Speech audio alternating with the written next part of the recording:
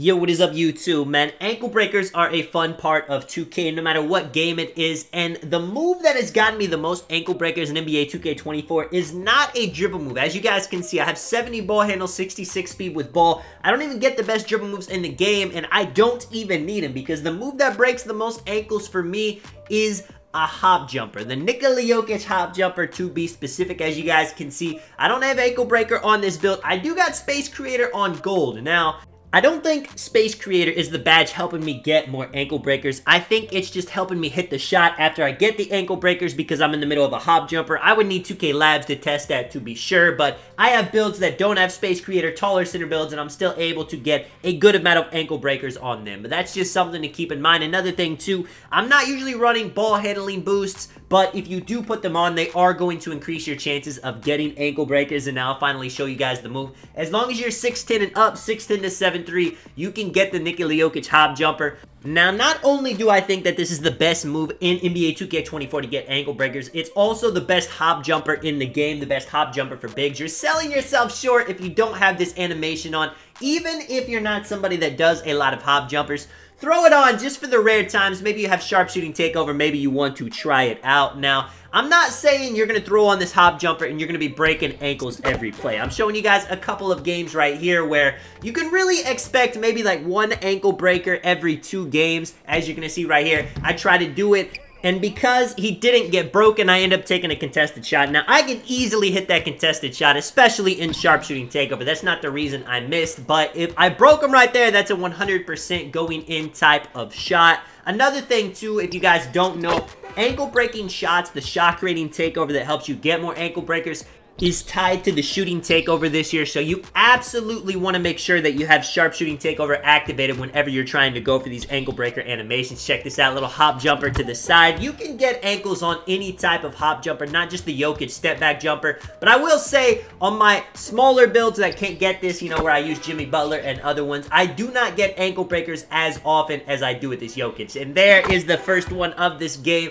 and the only one you're going to see for this game. You're going to see another one in the next game. Like I said, it's not something that's going to happen super consistent, and that is a good thing for NBA 2K24 because if you could just break ankles every single play, the game would be too easy. Defense would be frustrated. Now, you may be wondering, does this only work against bigs because they don't have ankle braces? I've actually broken pure locks with Hall of Fame ankle braces. I don't feel like the defender has, you know, an advantage of not getting broken whenever I'm playing against them. I don't know if that's because I'm doing a hop jumper and the ankle braces just don't work against hop jumpers. They only work against dribble moves, but you can definitely break anybody in the game. Now, I've never had my ankles broken on this game, but that is because I don't see a lot of people doing hop jumpers to try to break ankles. It is definitely something that a lot of 2K players don't really go to, and it does make sense. You know, that is another jump shot timing to have to learn. Check this out too. I end up scoring on this guy first play. He hits me with the sky hook right here.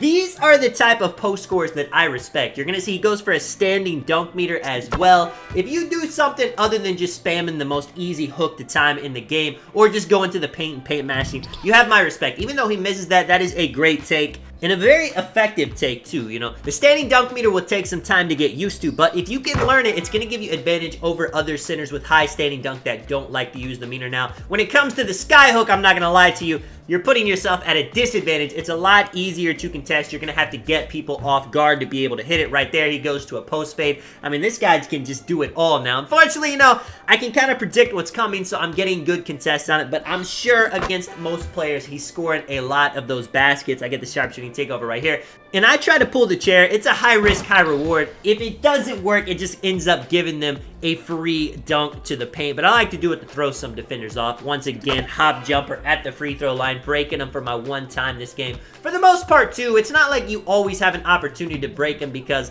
a lot of the times they're not going to be able to be in the vicinity. You're going to kind of shake them. You're going to get too much space where it's not possible to break them off of it right here. He's standing in the paint, so going for just a little bit of a standing floater over his head. head.